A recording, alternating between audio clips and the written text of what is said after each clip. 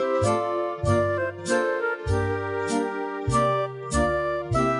back, everyone, to Bookish Dives. If you've been with us before, this is where we really get into some interesting books. Yeah, we've done a couple of these deep dives already. That's right. And today we're looking at a pretty significant one.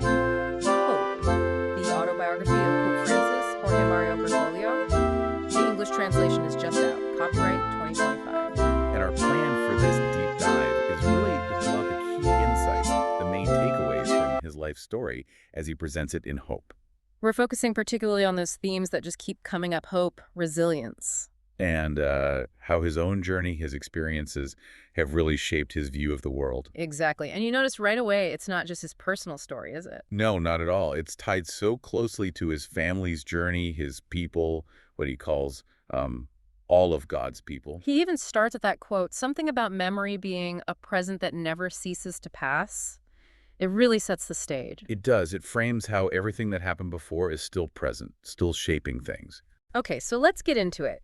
Where do we start to really understand these insights? Well, I think a really crucial starting point is his family's background as immigrants, Italian immigrants in Argentina. Right, he talks about that journey from Italy to Buenos Aires, part of that big wave. Exactly. The late 19th, early 20th century migration to America, the U.S., Brazil, Argentina. Buenos Aires was a major, major destination. And that whole experience of migration, being displaced, you can see how that would deeply affect his perspective. Absolutely. And he doesn't gloss over the difficulties either. No, he mentions the tough parts, like dodgy recruiters, the long, hard journey itself. But his family situation was a bit different, wasn't it? His grandfather's brothers. Yeah. They were already in Buenos Aires. Had some suerte. Good luck, as he puts it. That's it. They'd arrived earlier, around 1922, and started a paving business that actually did really well. So when his immediate family arrived, they weren't landing in, basic immigrant housing. Not at all. They moved into this 4-story house. His great-uncles built the Palacio Bergoglio. Apparently, it was the first building in the city with an elevator. Wow, okay. That is different from the typical story. But he uses this family history to talk about roots, doesn't he? This idea of healthy nostalgia. He does. And it's not about being stuck in the past. It's about recognizing that connection to where you come from as a source of strength. He quotes that Argentine poet. Francisco Luis Bernardes, yeah. All that has blossomed on the tree lives on that which holds it underground. It's a beautiful image. It really is. The idea that your roots, your history, they ground you, they allow you to grow. Detachment isn't healthy. Precisely. That connection is vital. Okay, another major theme that comes up very early is war. How does that fit into his worldview? Well, he sees war as a huge driver of migration, obviously. Yeah. But he also links it to other crises, like climate change, poverty. He calls them sick fruit of a blind war. Yeah, a war against fairness, against nature, against the planet itself. He sees a direct line from conflict to people being forced from their homes. And there's a very personal connection through his grandfather, Nonno Giovanni. Right. His grandfather fought in World War I on the Piave River. That experience, the stories he must have told, it gave Francis a visceral sense of the cost of war. He mentions Pope Benedict XVI calling it an appallingly useless massacre. And the suicide of a continent. Strong words. Those views clearly impacted the family and him later on. Nonno Giovanni came back, got a certificate, 200 lire. But the focus isn't really on heroism, is it? No, it's more about being a witness to that sheer futility and tragedy, which leads him to think about people like Don Lorenzo Milani. The Italian priest with some, let's say, challenging views on war. Yeah, Milani argued that armies often end up defending the interests of the ruling class, not really the whole fatherland. It questions that whole idea of a just war. And he also brings in Italian neorealist films. How did they influence him? He calls them a great school of humanism. Rossellini, De Sica. Their films show the lives of ordinary people, the struggles, the humanity amidst the hardship.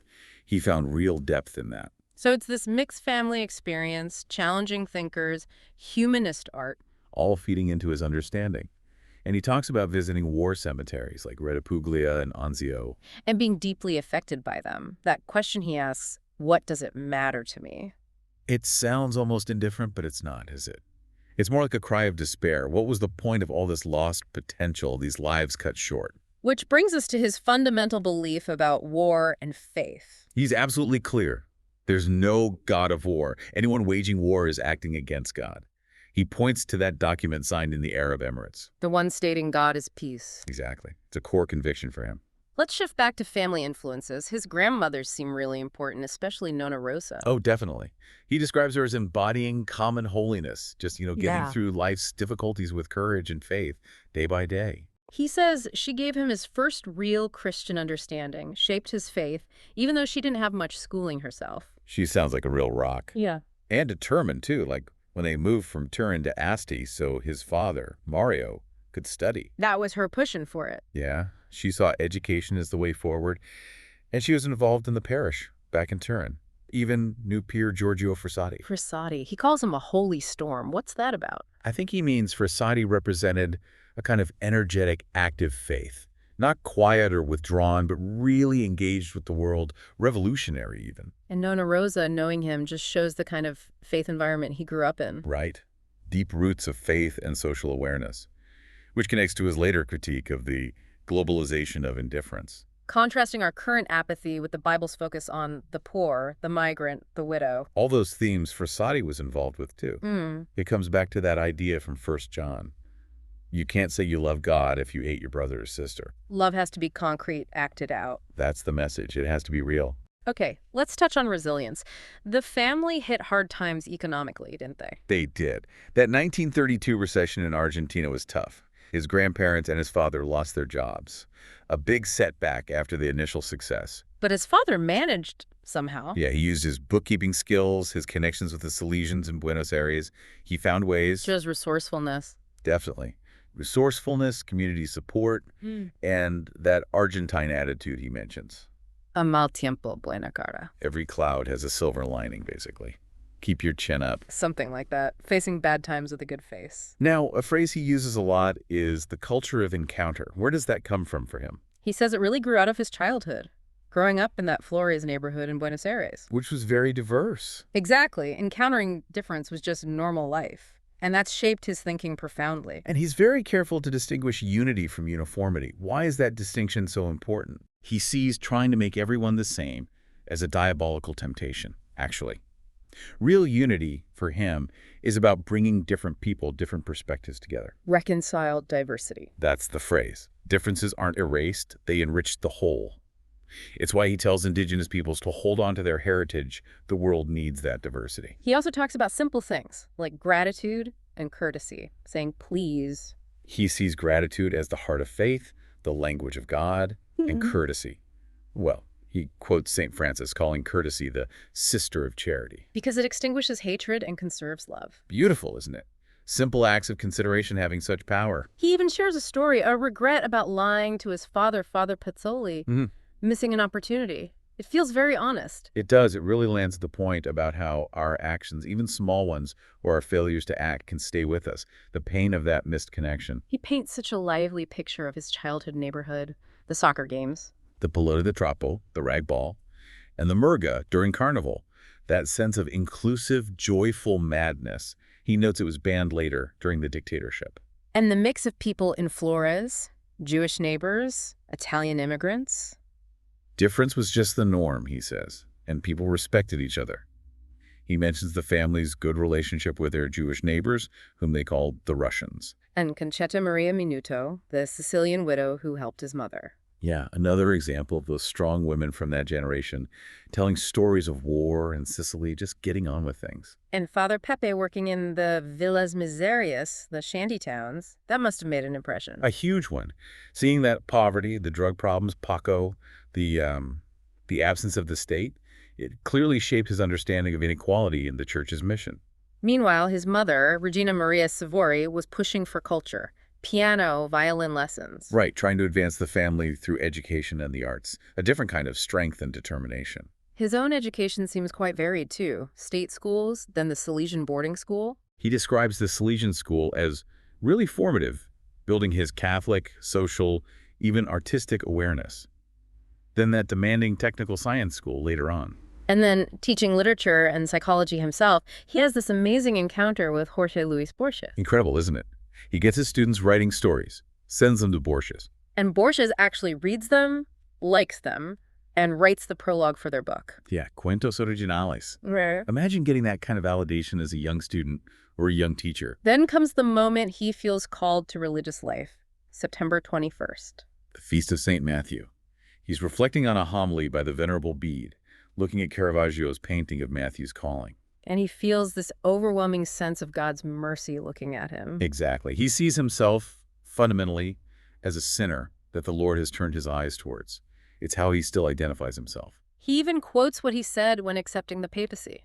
Peccator sum. I am a sinner, but trusting in God's mercy. Right. And interestingly, he links an early political argument about Perón and Evita to this time, too. An early spark of interest in social issues. The book doesn't avoid the dark times either, the dictatorship in Argentina. No, it's quite direct.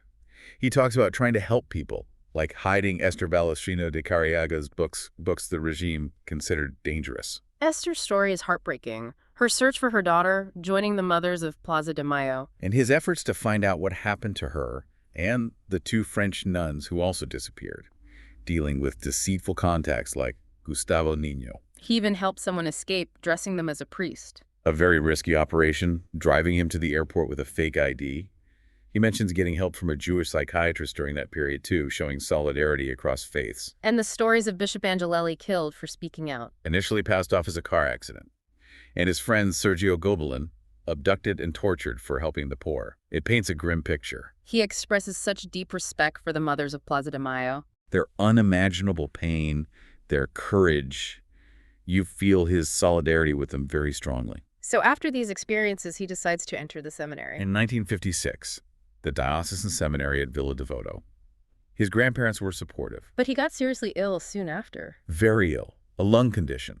He credits Sister Cornelia Corralio with saving his life. He tells a nice story about his father defending nuns, too. And mentions the Sisters of Mercy again, his nursery teacher, Sister Dolores. These women, religious, clearly had a profound impact on him throughout his life. And after recovering, he felt drawn to the Jesuits. Yes, he wanted to be a missionary, but within a community.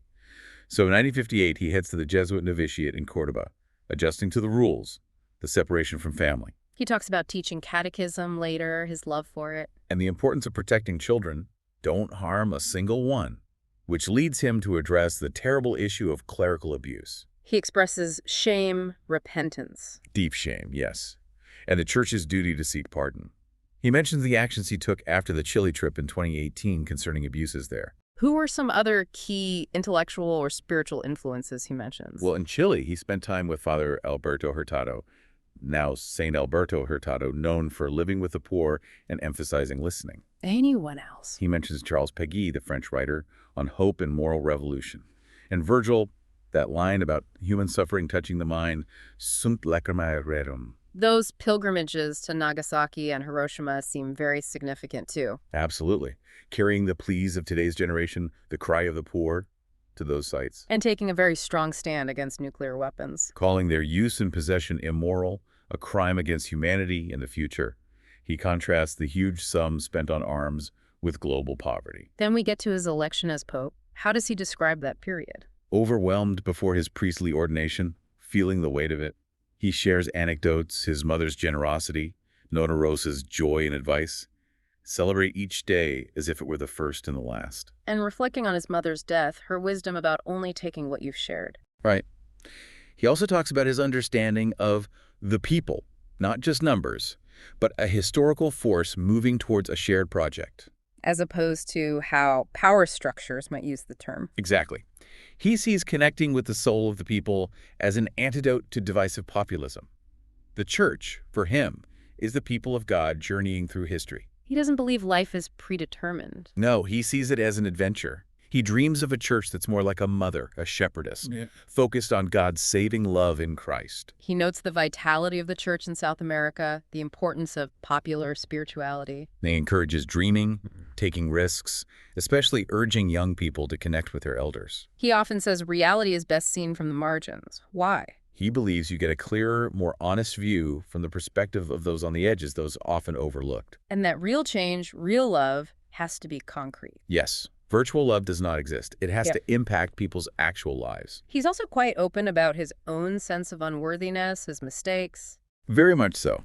He talks about being a forgiven man, going through crises, sin, worldliness, and feeling rescued by God. He shares little moments from the conclave. The homeless man's sign, embracing Cardinal Scola, then accepting the papacy, choosing the name Francis, deciding immediately not to live in the papal apartment. Choosing the Santa Marta guest house instead. Simple. Very. And he even shares a personal prayer, asking not to suffer too much physically. His vision for the church is definitely one of inclusion. Intra omnes, inclusion for all, following the extra omnes of the conclave. He quotes Matthew, "Go out and invite to the feast whomever you find." The gospel is for everyone. Condemning idolatries, yes, but not people. The Pope is for everyone, especially poor sinners, starting with himself. He tells that story about refusing absolution to the arrogant lawyer. Because of his contempt for a servant, highlighting pride as the worst voice. It reflects his family's own non-judgmental attitude towards people in various life situations. He does express concerns about what he calls ideological colonization. Specifically mentioning gender theory and surrogate motherhood. He contrasts this with his approach to reform consultation, synodality, He acknowledges resistance to reforms, like Amoris Laetitia. and notes how sexual sins often cause more uproar than, say, pride or hatred. He talks about tackling corruption and clericalism, continuing his predecessor's work. And emphasizes synodality, listening to everyone, not just the clergy, shepherds walking with the people. That's central for him. His descriptions of witnessing suffering are incredibly powerful. Auschwitz. His silent visit there, meeting Lydia Maximovich, showing her tattooed arm, it's deeply affecting. And the conflicts in Congo, South Sudan. The millions dead, the refugees. He shares that image of kneeling before South Sudan's leaders, begging for peace. Arguing peace is the condition for human rights. Condemning corruption and silence is complicity. Yes, a very strong message. The theme of interconnectedness comes up again with the pandemic. Linking back to Laudato Si and Fratelli Tutti, the pandemic really drove home how connected we all are. He felt like a pope in a cage during lockdown. Relied heavily on prayer. He describes that extraordinary Statio Orbis service in the empty, rainy St. Peter's Square. And praises the courage of ordinary people, doctors, nurses, essential workers. Recognizing their service during that incredibly difficult time. His encounters in Iraq and with refugees are also very moving. Meeting Nadia, campaigning against Daesh. Seeing the devastation in Mosul, a city that once represented coexistence. Hearing stories of forgiveness from victims. Truly remarkable courage. He stresses helping people stay in their own countries, but also upholding the right to migrate. He mentions Sweden's integration efforts. And Lesbos, the refugee camp. The heartbreaking stories. The Muslim man whose Christian wife was murdered by terrorists. He insists the fight must be against the causes of poverty and war, not the poor themselves. Warning against closing borders, nationalism. Seeing them as disastrous. He addresses the war in Ukraine directly. As part of a widening Third World War, raising the nuclear threat. He recounts going personally to the Russian embassy. Unprecedented. Pleading for an end to bombing, offering mediation. And his sorrow over Gaza is palpable. The deaths, the destruction. He mentions his calls to the parish there, the deaths of Nada and Samar, calling the killing of civilians terrorism. He sees the conflict spreading Syria, Iran, Lebanon, a tsunami of violence. He quotes Father Tufik's desperate plea in Tyre. He remembers resting his head on the wall in Bethlehem, still hoping for peace. Quoting John Paul II on the need for transformed hearts, forgiveness, calling for the courage of reconciliation over the cowardice of arms. Through all this darkness, hope persists. How does he define hope?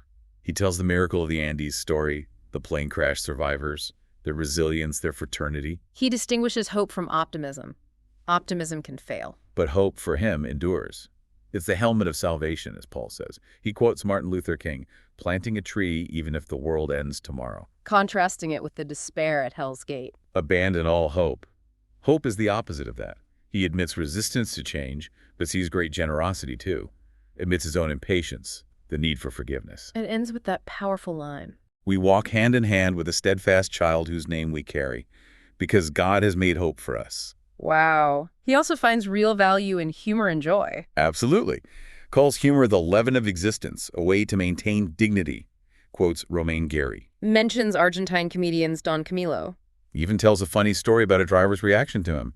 He says we need to be like children, learn to smile again. Finding joy in kids, wisdom in the elderly. And talks about Christian joy, having that sense of humor like St. Thomas More or St. Philip Neri. A smile breaks down barriers. Unlike gossipers, this isn't airy. Right. Negativity versus connection. So looking ahead, how does he see the future? He pushes back against that tendency to think the next generation is always worse.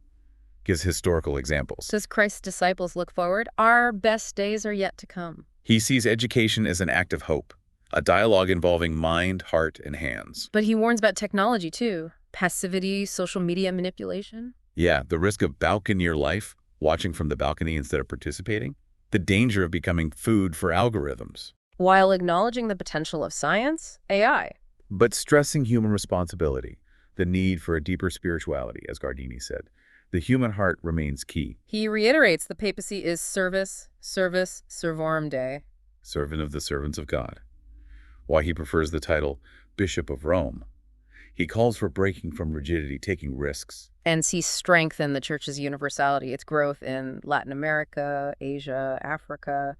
Mentioning positive experiences in places like Indonesia and East Timor, he warns against exploiting fear, against indifference. And that final powerful call to action. But one single man, one single woman is enough for hope to exist, and that man and that woman can be you. Then we become we. For we Christians, the future has a name, and this name is hope. Just incredible. This has been a really rich exploration of Pope Francis's hope. So many threads: hope, resilience, history's weight, the call for peace, for encounter. It really is a profound look into his life, his faith, and, well, his deep care for humanity. Absolutely. And, this kind of deep dive, pulling out the core themes and takeaways, is exactly what we aim for here on Bookish Dives. Giving you a thorough understanding of important books, but efficiently. That's the goal. So if you found this summary and discussion of hope useful, and you'd like more daily book summaries like this designed to keep you informed, maybe offer some surprising insights regularly,